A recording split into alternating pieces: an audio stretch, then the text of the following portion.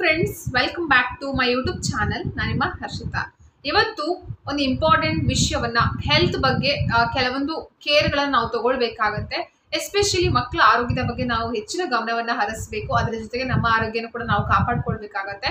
So ನನಗೆ ಒಂದು ಆಗಿರುವಂತಹ ಎಕ್ಸ್ಪೀರಿಯನ್ಸ್ ನಿಮ್ಮ ಜೊತೆ ಶೇರ್ ಮಾಡ್ಕೊಳ್ತಾ ಇದ್ದೀನಿ. ಹಾಗೆಯೇ ನಾವು ಹೇಗೆಲ್ಲ ಕೇರ್ ತಗೋಬೇಕು, ಏನೆಲ್ಲ ಮಾಡಬೇಕು ಅನ್ನೋಂಥದ್ದು ಈ ವಿಡಿಯೋದಲ್ಲಿ ಇರುತ್ತೆ. ತುಂಬಾ ತಾಯಂದ್ರಿಗೆ ಈ ಒಂದು ವಿಡಿಯೋ ಹೆಲ್ಪ್ಫುಲ್ ಆಗುತ್ತೆ ಅಂತ ಅಂದ್ಕೊಂಡಿದ್ದೀನಿ. ಸೊ ವಿಡಿಯೋ ಇಷ್ಟ ಆದರೆ ಲೈಕ್ ಮಾಡಿ, ಶೇರ್ ಮಾಡಿ, ಕಮೆಂಟ್ ಮಾಡಿ ಅಂತ ಹೇಳ್ತಾ, ಹೊಸಬರಾಗಿದ್ರೆ ದಯವಿಟ್ಟು ಸಬ್ಸ್ಕ್ರೈಬ್ ಮಾಡ್ಕೊಳ್ಳಿ.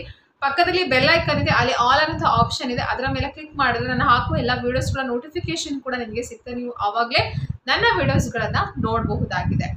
ಇವತ್ತು ಏನಪ್ಪಾ ಅಂದ್ರೆ, ಚಿಕ್ಕ ಮಕ್ಕಳು ಸಾಮಾನ್ಯವಾಗಿ ಎಲ್ಲರ ಮನೇಲಿ ಇರ್ತಾರೆ. ನಾವೇನ್ ಮಾಡ್ತೀವಿ, ಮಕ್ಕಳು ಹಠ ಹಿಡಿದಾಗ ಹೊರಗಡೆ ಕರ್ಕೊಂಡು ಹೋಗಿ ಲೇಸ್ ಪ್ಯಾಕೆಟ್ಸ್, ಚಾಕ್ಲೇಟ್ಸ್ ಪ್ಯಾಕೆಟ್ಸ್, ಆಮೇಲೆ ಬಿಸ್ಕೆಟ್ಸ್ ಇದನ್ನೆಲ್ಲ ಕೊಡ್ತಾ ಇರ್ತೀವಿ. ಒಂದ್ಸಲ 2 ಸಲ ಚಂದ. ಇದು ದಿನನಿತ್ಯ ಮಕ್ಕಳಿಗೆ ಲೇಸ್ ಆಗಿರ್ಬೋದು, ಚಾಕ್ಲೇಟ್ಸ್ ಆಗಿರ್ಬೋದು ಕೊಡೋದ್ರಿಂದ ಮಕ್ಕಳ ಆರೋಗ್ಯದ ಮೇಲೆ ಖಂಡಿತವಾಗ್ಲೂ ಅದು ಪ್ರಭಾವ ಬೀರುತ್ತೆ.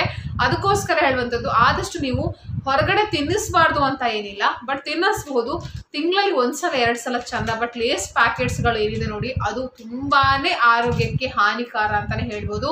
ತಿನ್ನೋದಕ್ಕೆ ಚೆನ್ನಾಗಿರುತ್ತೆ, ತಿನ್ನೋದಕ್ಕೆ ಕರುಮ್ ಆಗುತ್ತೆ, ಮಕ್ಕಳು ಇಷ್ಟಪಟ್ಟು ತಿಂತಾರೆ.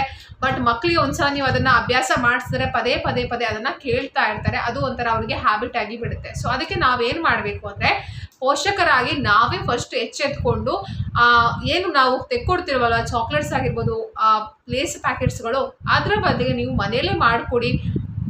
ಮನೆಯಲ್ಲೇ ಟೇಸ್ಟಿ ಫುಡ್ಗಳನ್ನ ಮಾಡಿಕೊಡಿ, ಅಥವಾ ಫ್ರೂಟ್ಸ್ಗಳನ್ನು ತೊಗೊಂಡು ಬಂದ್ಕೊಡಿ. ಆ ಲೇಸ್ ಅದಕ್ಕೆ ನೀವು ಖರ್ಚು ಮಾಡೋ ಬದಲು 1 kg ಆ್ಯಪಲ್ ಆಗಿರ್ಬೋದು, ಅಥವಾ ಫ್ರೂಟ್ಸ್ಗಳು ಬೇರೆ ಸಿಗುತ್ತೆ, ಅದನ್ನು ತೊಗೊಂಡು ಬಂದ್ಕೊಡಿ. ಅದು ಆರೋಗ್ಯಕ್ಕೆ ತುಂಬಾನೇ ಒಳ್ಳೇದು ಅಂತಲೇ ಹೇಳ್ಬೋದು. ಸೊ ನಾನು ಏನಕ್ಕೆ ಹೇಳ್ತಾ ಇದ್ದೀನಿ ಅಂದರೆ, ನಾನು ಸಡನ್ ಆಗಿ ನನ್ನ ಮಗಳಿಗೆ ಒಂದ್ಸಲ ಚೆಸ್ಟ್ ಪೇನ್ ಶುರುವಾಗಿತ್ತು. ಅದು ಮಿಡ್ನೈಟ್ ಶುರು ಆಗಿಬಿಟ್ಟಿತ್ತು. ಎಷ್ಟು ಸಫರ್ ಆಗಿದ್ದೀನಿ ಅಂತ ಅಂದರೆ, ಮನೇಲಿ ಮೆಡಿಸಿನ್ ಇಲ್ಲ. ಸೊ ಆ ಮೆಡಿಸಿನ್ ಏನಾರ ನೀವು ಮನೇಲಿ ತಗೊಂಡು ಇಟ್ಕೊಂಡಿರ್ಬೇಕು. ಅದನ್ನು ಕೂಡ ಇವತ್ತಿನ ವಿಡಿಯೋದಲ್ಲಿ ನಾನು ತೋರಿಸ್ತೀನಿ. ಚೆಸ್ಟ್ ಪೇನ್ ಶುರು ಆಗುತ್ತೆ. ಸೊ ಚೆಸ್ಟ್ ಪೇನ್ ಅಂತ ಅಂದರೆ ನಿಮಗೆ ಸಾಮಾನ್ಯವಾಗಿ ಗೊತ್ತಿದೆ, ಎಲ್ಲಿ ನೋಡಿದ್ರು ಎದೇನೋ ಆಗ್ತಾ ಇದೆ ಅಂದರೆ, ಮುಂಚೆ ಎಲ್ಲ ಗ್ಯಾಸ್ಟ್ರಿಕ್ ಇಂದ ಆಗ್ತಾ ಇದೆ, ಮನೆಯಲ್ಲಿ ಏನೋ ಒಂದು ಮದ್ದನ್ನ ಮಾಡಿಕೊಂಡು, ಹೋಮ್ ರೆಮಿಡಿನ ಮಾಡಿಕೊಂಡು ತಗೋತಾ ಇದ್ರು. ಸೊ ಅವಾಗ ಕ್ಯೂರ್ ಆಗೋದು. ಬಟ್ ಇವಾಗ ಚೆಸ್ಟ್ ಪೇನ್, ಇವಾಗಿನ ಕಾಲದಲ್ಲಿ, ಇವಾಗ ಜನ್ರೇಷನಲ್ಲಿ ಚೆಸ್ಟ್ ಪೇನ್ ಬರ್ತಾ ಇದೆ ಅಂದರೆ ನಾವು ಯೋಚಿಸಬೇಕಾಗಿರುವಂತಹ ವಿಷಯನೇ ಆಗಿರುತ್ತೆ. ಯಾಕಂದರೆ ನಾವು ನೆಗ್ಲೆಕ್ಟ್ ಮಾಡಿ ಮನೇಲಿ ಕೂತ್ಕೊಳ್ಳೋಕ್ಕೆ ಸಾಧ್ಯ ಇಲ್ಲ. ಚಿಕ್ಕ ಮಕ್ಕಳೇ ಆಗಿರಲಿ, ದೊಡ್ಡವರೇ ಆಗಿರಲಿ, ಮಸ್ಟ್ ಆ್ಯಂಡ್ ಶುಡ್ ಹಾಸ್ಪಿಟ್ಲಿಗೆ ನಾವು ಹೋಗಲೇಬೇಕಾಗತ್ತೆ. ಸೊ ನಾನು ಕೂಡ ಅಷ್ಟೇ, ಸಡನ್ ಆಗಿ ಚೆಸ್ಟ್ ಪೇನ್ ಶುರುವಾದಾಗ ಏನು ಮಾಡಬೇಕು ಅನ್ನೋದು ಕೂಡ ತೋರಿಸ್ತಾ ಇಲ್ಲ. ಏನಾಯಿತು, ಸಡನ್ ಆಗಿ ಯಾಕೆ ಶುರುವಾಯಿತು ಅಂತ ಅಂದಾಗ ಹಾಸ್ಪಿಟ್ಲಿಗೆ, ಅದೇ ಹೇಳ್ದಲ್ವ, ಮಿಡ್ನೈಟಲ್ಲಿ ಹಾಸ್ಪಿಟ್ಲಿಗೆ ಹೋಗ್ತಾ ಇದ್ದೀನಿ ಅಂದರೆ ಹಾಸ್ಪಿಟ್ಲ್ಗಳೇ ಇಲ್ಲ. ಸೊ ಹಾಸ್ಪಿಟ್ಲ್ ನಿಮಗೆ ಗೊತ್ತು, ಮುಂಬೈಯಲ್ಲಿ ದೊಡ್ಡ ಹಾಸ್ಪಿಟ್ಲ್ಗಳಿರುತ್ತೆ. ಅಲ್ಲಿ ಹೋದರೆ ಭಯ, ಎಲ್ಲಿ ಅಡ್ಮಿಟ್ ಮಾಡ್ಕೋತಾರೆ, ಏನಾಗಿದೆ ಅಂತ, ಎಲ್ಲಿ ಒಂದು 27 ಟೆಸ್ಟ್ ಬರೆದು ಕೊಡ್ತಾರೆ ಅನ್ನೋಂಥ ಭಯ. ಸೊ ಹಾಗಾಗಿ ನಿಮಗೆ ಚಿಕ್ಕ ಒಂದು ವಿಷಯ ಆಗಿರಬಹುದು ಚೆಸ್ಟ್ ಪೇನ್ ಅಂದರೆ, ಅದಕ್ಕೆ ಏನೇನೋ ಮೆಡಿಸಿನ್ಸ್ಗಳನ್ನು ಕೊಡುವಂಥದ್ದಾಗಿರ್ಬೋದು, ಏನೆಲ್ಲ ಮಾಡ್ತಾರೆ, ಅದು ಒಂದು ಕಡೆ ಭಯ. ದೊಡ್ಡ ಹಾಸ್ಪಿಟ್ಲಿಗೆ ಹೋಗೋದಕ್ಕೆ ಅದಕ್ಕೆ ಭಯ ಆಗುತ್ತೆ. ಸೊ ಕ್ಲಿನಿಕ್ಗಳು ಇಲ್ಲ, ತುಂಬ ಅಂದರೆ ತುಂಬಾನೇ ಭಯ ಪಡ್ಕೊಂಡ್ಬಿಟ್ಟಿದೆ. ಯಾಕಂದರೆ ಯಾವತ್ತೂ ಆ ಥರ ಚೆಸ್ಟ್ ಪೇನ್ ಬಂದಿಲ್ಲ. ಹೋದ್ವಿ ಹಾಸ್ಪಿಟ್ಲಿಗೆ ಹೋದಾಗ, ಅಲ್ಲಿ ಡಾಕ್ಟ್ರನ್ನ ಕೇಳಿದಾಗ ಎಲ್ಲ ಹಾರ್ಟ್ ರೇಟ್ ಎಲ್ಲನೂ ಚೆಕ್ ಮಾಡಿದ್ರು. ಸೊ ಹಾರ್ಟ್ ರೇಟ್ ಸ್ವಲ್ಪ ವೇರಿ ಆಗಿತ್ತು, ಬಿಕಾಸ್ ಆಫ್ ಹೆಲ್ತ್ ಇಶ್ಯೂಸ್ ಇತ್ತು, ಅಂದರೆ ಕಫ ಇತ್ತು. ಸೊ ಆ ಕಫ ಕೊಟ್ಟಿರುವಂತಹ ಮೆಡಿಸಿನಿಂದ ಸ್ವಲ್ಪ ಹಾರ್ಟ್ ರೇಟ್ ಏನಾಗಿತ್ತು, ಜಾಸ್ತಿ ಆಗಿತ್ತು ಅಂತ ಹೇಳಿದ್ರು. ಆಮೇಲೆ ರೀಸನ್ ಕೇಳಿದ್ರೆ ಅಸಿಡಿಟಿ ಆಗಿದೆ, ಗ್ಯಾಸ್ಟ್ರಿಕ್ ಆಗಿದೆ, ಅಸಿಡಿಟಿ ಆಗಿದೆ ಅಂತ ಹೇಳಿದ್ರು. ಸೊ ಅಸಿಡಿಟಿ ಮಕ್ಕಳಲ್ಲಿ ನೀವು ತುಂಬ ಕೆಲವು ಮಕ್ಕಳಿರುತ್ತೆ, ಬಟ್ ಚಿಕ್ಕ ಮಕ್ಕಳಲ್ಲಿ ಅಸಿಡಿಟಿ ಅಂದರೆ ಯಾರು ನಂಬ್ತಾರೆ? ಸೊ ನನಗಂತೂ ಶಾಕ್ ಆಗೋಗ್ಬಿಟ್ಟಿತ್ತು, ನಿಜವಾಗ್ಲೂ ಭಯ ಆಗೋಯ್ತು. ಯಾಕಂದರೆ ಚೆಸ್ಟ್ ಪೇನ್ ಅಂತ ಅಂದಾಗ ನಾವು ಆ ಮೂಮೆಂಟಲ್ಲಿ ಏನು ಮಾಡೋಕ್ಕೂ ಸಾಧ್ಯನೇ ಇಲ್ಲ. ಏನಾದರೂ ಮೆಡಿಸಿನ್ಸ್ ಮನೇಲಿ ಇದ್ದರೆ ಅಥವಾ ಗ್ಯಾಸ್ಟ್ರಿಕ್ ಮೆಡಿಸಿನ್ಸ್ ಇದ್ದರೆ ಕೊಡ್ಬೋದು. ಬಟ್ ನನಗೆ ಆ ಟೈಮಲ್ಲಿ ಯಾವ ಮೆಡಿಸಿನ್ಸು ನನ್ನ ಹತ್ರ ಗ್ಯಾಸ್ಟ್ರಿಕ್ಗೆ ಸಂಬಂಧಪಟ್ಟಿರೋದು ಇರಲಿಲ್ಲ. ಓಮ್ ವಾಟರ್ ಇತ್ತು, ಓಮ ವಾಟರ್ ಹೇಳ್ತಾರಲ್ಲ, ಅದೊಂದಿತ್ತು. ಬಟ್ ಅದನ್ನು ಕೊಟ್ಟು ಕ್ಯೂರ್ ಆಗಿರಲಿಲ್ಲ. ಸೊ ಹಾಸ್ಪಿಟ್ಲಿಗೆ ಹೋದಾಗ ಗ್ಯಾಸ್ಟ್ರಿಕ್ ಆಗಿದೆ ಅಂತ ಅಂದರು.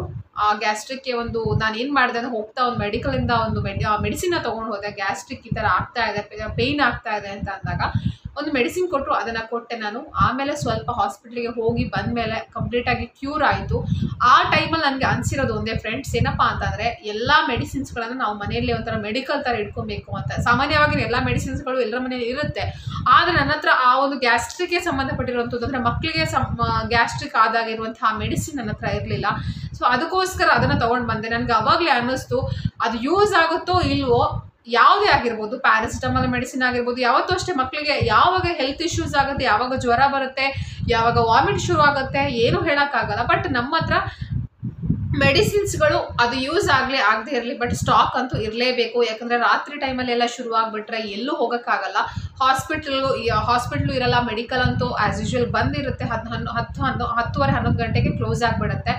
ಏನು ಮಾಡ್ತೀರಾ? ಅದು ಮುಂಬೈಯಲ್ಲಂತೂ ನನಗೆ ಕೈಕಲ್ಲೇ ಆಡ್ತಾ ಇರಲಿಲ್ಲ. ಯಾಕಂದರೆ ಬೆಂಗಳೂರಲ್ಲಿ ಇತ್ತು ಸ್ವಲ್ಪ ಅಲ್ಲಿ ಇಲ್ಲಿ ಅಂತ ಗೊತ್ತಿತ್ತು, ಬಟ್ ಇಲ್ಲಿ ಗೊತ್ತಾಗಲಿಲ್ಲ. ಬಟ್ ಒಂದು ಹಾಸ್ಪಿಟಲ್ ಸಿಕ್ತು, ಕೊನೆಗೂ ಅಲ್ಲಿ ಹೋದ್ವಿ. ಬಟ್ ನಥಿಂಗ್ ಟು ವರಿ ಅಂತ ಹೇಳಿದ್ರು. ಯಾಕಂದರೆ ಮಕ್ಕಳಿಗೆ ಪೇಯ್ನು ತಗೊಂಡಾಗ ನಾವು ನೋಡ್ಕೊಂಡು ಕೂರಕ್ಕಾಗಲ್ಲ. ಮೆಡಿಸಿನ್ಸ್ಗಳನ್ನು ಮನೇಲಿ ಹೋಮ್ ರೆಮಿಡಿನ ಮಾಡ್ಕೊಡೋಕ್ಕಾಗಲ್ಲ. ಯಾಕಂದರೆ ಮಕ್ಕಳು ಅವ್ರ ದೇಹದಲ್ಲಿ ಏನು ಬದಲಾವಣೆ ಆಗ್ತಾ ಇರುತ್ತೆ ಅನ್ನೋಂಥದ್ದು ನಮಗೆ ಹೇಳೋಕ್ಕೂ ಆಗಲ್ಲ, ಅವ್ರಿಗೆ ಹೇಳೋಕ್ಕೂ ಬರಲ್ಲ. ಅದಕ್ಕೋಸ್ಕರ ಹೇಳುವಂಥದ್ದು ಫ್ರೆಂಡ್ಸ್, ಮಕ್ಕಳ ಆರೋಗ್ಯದ ಬಗ್ಗೆ ಜಾಸ್ತಿ ಕಾಳಜಿಯನ್ನು ವಹಿಸಿ ಹೊರಗಡೆ ಫುಡ್ಗಳನ್ನು ಅವಾಯ್ಡ್ ಮಾಡಿ. ಎಸ್ಪೆಷಲಿ ಕರಿದ ತಿಂಡಿಗಳನ್ನು ಹೊರಗಡೆಯಿಂದ ಕೊಡುವಂಥದ್ದು, ಆದಷ್ಟು ಜಂಕ್ ಫುಡ್ಗಳನ್ನು ಕಂಪ್ಲೀಟಾಗಿ ಅವಾಯ್ಡ್ ಮಾಡಿ ಅಂತ ಕೇಳ್ಕೊತೀನಿ. ಯಾಕಂದರೆ ಮಕ್ಕಳಿಗೆ ಗ್ಯಾಸ್ಟ್ರಿಕ್ ಆಗುವಂಥದ್ದು ಏನಂದ್ರೆ ಹೊರಗಡೆ ತಿಂದು ಗ್ಯಾಸ್ಟ್ರಿಕ್ ಒಂದು ಕಡೆ ಆಗುತ್ತೆ. ಇನ್ನೊಂದು ಏನಪ್ಪ ಅಂದರೆ ನಮ್ಮ ಮನೇಲಿ ನಾನು ಜಾಸ್ತಿ ತೊಗರಿಬೇಳೆನ ಯೂಸ್ ಮಾಡಲ್ಲ.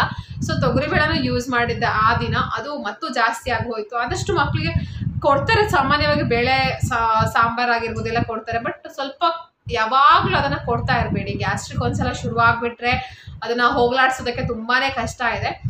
ಸೊ ಅದಕ್ಕೋಸ್ಕರ ಹೇಳುವಂಥದ್ದು. ನಾನು ಅವತ್ತು ತೊಗೊಂಡು ಬಂದಂತಹ ಮೆಡಿಸಿನ್ ಏನಪ್ಪ ಅಂತಂದರೆ ರ್ಯಾಂಟ್ಯಾಕ್ ಸಿರಪ್. ಇದು ಎಲ್ಲರ ಮನೆಯಲ್ಲೂ ಮಸ್ಟ್ ಆ್ಯಂಡ್ ಶುಡ್ ಇರಲೇಬೇಕು ಅಂತ ಕೇಳ್ಕೊತೀನಿ. ಯಾಕಂದರೆ ಆ ಟೈಮಲ್ಲಿ ನನಗೆ ಅನಿಸಿರುವಂಥದ್ದು ಏನಪ್ಪ ಅಂದರೆ ಎಲ್ಲ ಮೆಡಿಸಿನ್ ನನ್ನ ಹತ್ರ ಇದೆ, ಬಟ್ ಇದೊಂದು ಮೆಡಿಸಿನ್ ಗ್ಯಾಸ್ಟ್ರಿಕ್ಗೆ ಸಂಬಂಧಪಟ್ಟಿರುವಂತಹ ಮೆಡಿಸಿನ್ ನನ್ನ ಹತ್ರ ಇಲ್ಲ ಅಂತ ಅನ್ನಿಸ್ತು. ಆ ಚೆಸ್ಟ್ ಪೇನ್ ಶುರುವಾದಾಗ ಎಷ್ಟು ಕೈಕಾಲೆಲ್ಲ ಶೇಕ್ ಆಗ್ತಾ ಇತ್ತು ಅಂತಂದರೆ ಎಲ್ರಿಗೂ ಭಯ ಆಗೇ ಆಗುತ್ತೆ. ಸೊ ಹಾಗಾಗಿ ಗ್ಯಾಸ್ಟ್ರಿಕ್ ಯಾವತ್ತೂ ಕೂಡ ಪೇರೆಂಟ್ಸ್ಗಳು ನೀವು ಈ ಒಂದು ಮೆಡಿಸಿನನ್ನು ಮನೆಯಲ್ಲಿ ಇಟ್ಕೊಂಡಿರಿ. ಇದು ಪ್ರೈಸ್ ಬಂದು 162 ರೂಪೀಸ್ ಇದೆ.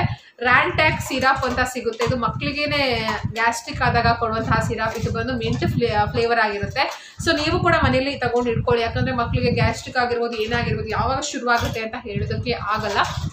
ಸೊ ಆದಷ್ಟು ಮಕ್ಕಳ ಆರೋಗ್ಯದ ಬಗ್ಗೆ ನಾವು ಕಾಳಜಿನ ವಹಿಸಬೇಕು. ಇವಾಗ ನೀನು ಸಮ್ಮರ್ ಶುರುವಾಗ್ತಾ ಇದೆ, ಜಾಸ್ತಿ ನೀರನ್ನು ಕುಡಿಯೋದಕ್ಕೆ ಕೊಡಬೇಕು. ಅವ್ರು ನೀರನ್ನು ಕುಡಿಯೋದಿಲ್ಲ, ನಾವಾಗಿ ಅವರ ಬಗ್ಗೆ ಕೇರನ್ನು ತಗೊಳ್ಬೇಕು ಅಂತ ಕೇಳ್ಕೊತಾ ಇದ್ದೀನಿ. ಯಾಕಂದರೆ ಈ ಒಂದು ಮೆಡಿಸಿನ್ ಆಗಿರ್ಬೋದು, ನಾನು ಹೇಳುವಂತಹ ಅವಶ್ಯಕತೆ ಖಂಡಿತವಾಗ್ಲೂ ಇರಲಿಲ್ಲ. ತುಂಬ ಜನರಿಗೆ ಗೊತ್ತಿರೋದಿಲ್ಲ, ನನಗೂ ಗೊತ್ತಿರಲಿಲ್ಲ ಈ ಥರ ಒಂದು ಸಿರಪ್ ಇದೆ ಅಂತ ಅಂದ್ಬಿಟ್ಟು. ಅಂದರೆ ನಾನು ತೊಗೊಂಡು ಇಟ್ಕೊಂಡಿರಲಿಲ್ಲ. ಮನೆಯಲ್ಲಿ ಎಲ್ಲ ತರಹದ ಮೆಡಿಸಿನ್ಗಳನ್ನು ನಾನು ಇಟ್ಕೊಂಡಿದ್ದೀನಿ. ಯಾಕಂತಂದರೆ ನಮಗೆ ರಾತ್ರಿ ಏನಾದರೂ ಶುರುವಾಗ್ಬಿಟ್ರೆ ಓಡೋದಕ್ಕೂ ಸಾಧ್ಯ ಇಲ್ಲ. ಅದು ಕೂಡ ಏನಾದರೂ ಲೇಡೀಸ್ಗಳೇ ಮನೆಯಲ್ಲಿ ಇದ್ಬಿಟ್ರೆ, ಜೆಂಟ್ಸ್ ಮನೆಯಲ್ಲಿ ಇಲ್ಲ ಅಂತಂದರೆ ಏನು ಮಾಡೋಕ್ಕಾಗಲ್ಲ, ಎಲ್ಲೂ ಹೋಗೋಕ್ಕೂ ಆಗಲ್ಲ. ಸೊ ಹಾಗಾಗಿ ನೀವು ಕೂಡ ಅಷ್ಟೇ ಗೈಸ್, ಮನೆಯಲ್ಲೇ ಏನಾದರೂ ಒಂದು ಉಪಯೋಗಕ್ಕೆ ಬರಲ್ವೋ, ಬಟ್ ಕೆಲವೊಂದು ಮೆಡಿಸಿನ್ಸ್ಗಳನ್ನು ಇಟ್ಕೊಂಡಿರಿ, ಸ್ಟಾಕ್ ಆಗಿ ಇಟ್ಕೊಂಡಿರಿ ಅಂತ ಕೇಳ್ಕೊತೀನಿ. ಸೊ ಅದಕ್ಕೆ ಹೇಳುವಂಥದ್ದು, ಚೆಸ್ಟ್ ಪೇಯ್ನ್ ಆಗಿರ್ಬೋದು, ಏನೇ ಪೇಯ್ನ್ಗಳಾದರೂ ಕೂಡ ಅಷ್ಟು ನಾವು ಕೇರ್ ತೊಗೋಬೇಕು. ಜಾಸ್ತಿ ಬಿಸಿನೀರಾಗಿರ್ಬೋದು ಇದನ್ನೆಲ್ಲ ಕೊಡಬೇಕು. ಹೊರಗಡೆ ತಿಂಡಿಗಳನ್ನು ತಿಂತಾ ಏನಾಗ್ಬಿಡುತ್ತೆ ಅಂದರೆ ಒಂದು ದಿನ ಹೆಲ್ತಲ್ಲಿ ವೇರಿಯೇಷನ್ ಶುರು ಆಗುತ್ತೆ. ಸೊ ನಮಗೆ ಶುರುವಾಗ್ಬಿಡುತ್ತೆ, ಇನ್ನು ಮಕ್ಕಳಿಗೆ ಯಾವ ಲೆಕ್ಕ ಅಲ್ವಾ. ಸೊ ಹಾಗಾಗಿ ಹೇಳುವಂಥದ್ದು, ಜಾಸ್ತಿ ಮಕ್ಕಳು ಕೇಳ್ತಾರೆ ಅಂತ ಹೊರಗಡೆ ತಿಂಡಿಗಳನ್ನು ಕೊಟ್ಟು ಅಭ್ಯಾಸವನ್ನು ಮಾಡಬೇಡಿ. ಯಾಕಂದರೆ ಅಳ್ತಾರೆ, ಕೊಡಲ್ಲ ಅಂತ ಅತ್ತರೂ ಕೂಡ ಪರವಾಗಿಲ್ಲ ಅಂತ ಅಂದ್ಬಿಟ್ಟು ನೀವು ಮನೆಯಲ್ಲಿ ಗಂಜಿ ಚಟ್ನಿ ಮಾಡಿ ಕೊಟ್ಟು ಪರವಾಗಿಲ್ಲ. ಮಂಗಳೂರು ಕಡೆ ನಾವು ಗಂಜಿ ಬಾಯ್ಲ್ ರೈಸ್ನ ಹೆಚ್ಚಾಗಿ ಊಟ ಮಾಡ್ತೀವಿ. ಸೊ ಹಾಗಾಗಿ ಆಮೇಲೆ ವಿಟಮಿನ್ಸ್ಗಳ ಡಿಫಿಷಿಯನ್ಸಿ ಕೂಡ ಆಗಿರುತ್ತೆ ಮಕ್ಕಳಲ್ಲಿ. ಸೊ ಅದನ್ನು ಕೂಡ ನೀವು ನೋಡಿಕೊಂಡು ಅದಕ್ಕೆ ಏನೆಲ್ಲ ಬೇಕು, ತರಕಾರಿಗಳು ಇದನ್ನೆಲ್ಲ ಜಾಸ್ತಿ ಕೊಡಿ ಅಂತ ಕೇಳ್ಕೊತಾ ಇದ್ದೀನಿ. ಸೊ ಈ ಸಿರಪ್ ನಿಮ್ಗೆ ಎಲ್ರಿಗೂ ಕೂಡ ಗೊತ್ತಿರುತ್ತೆ ಸಾಮಾನ್ಯವಾಗಿ, ಬಟ್ ಗೊತ್ತಿಲ್ಲದೆ ಇರೋರಿಗೆ ಯೂಸ್ಫುಲ್ ಆಗುತ್ತೆ ಈ ವಿಡಿಯೋ ಅಂತ ಅಂದ್ಕೊಂಡು ಮಾಡ್ತಾ ಇರುವಂಥದ್ದು. ಸೊ ರ್ಯಾಂಟ್ಯಾಕ್ ಸಿರಪ್ ಅಂತ ಬರುತ್ತೆ. ಸೊ ಇದರ ಪ್ರೈಸ್ 165 ರೂಪೀಸ್ ಇದೆ. ನೀವು ಇದನ್ನು ಮಸ್ಟ್ ಆ್ಯಂಡ್ ಶುಡ್ ಮನೆಯಲ್ಲೇ ಇಟ್ಕೊಂಡಿರಿ ಅಂತ ಕೇಳ್ಕೊತಾ ಇದ್ದೀನಿ. ಸೊ ನಿಮ್ಮೆಲ್ಲರಿಗೂ ಕೂಡ ಯೂಸ್ಫುಲ್ ಅಂತ ಅನಿಸಿದೆ ಅಂದ್ಕೊಂಡಿದ್ದೀನಿ ಈ ವಿಡಿಯೋ. ಇಷ್ಟ ಆದರೆ ಲೈಕ್, ಶೇರ್, ಕಮೆಂಟ್ ಮಾಡಿ. ಹೊಸೊಬ್ಬರಾಗಿದ್ದರೆ ದಯವಿಟ್ಟು ಸಬ್ಸ್ಕ್ರೈಬ್ ಮಾಡ್ಕೊಳ್ಳಿ.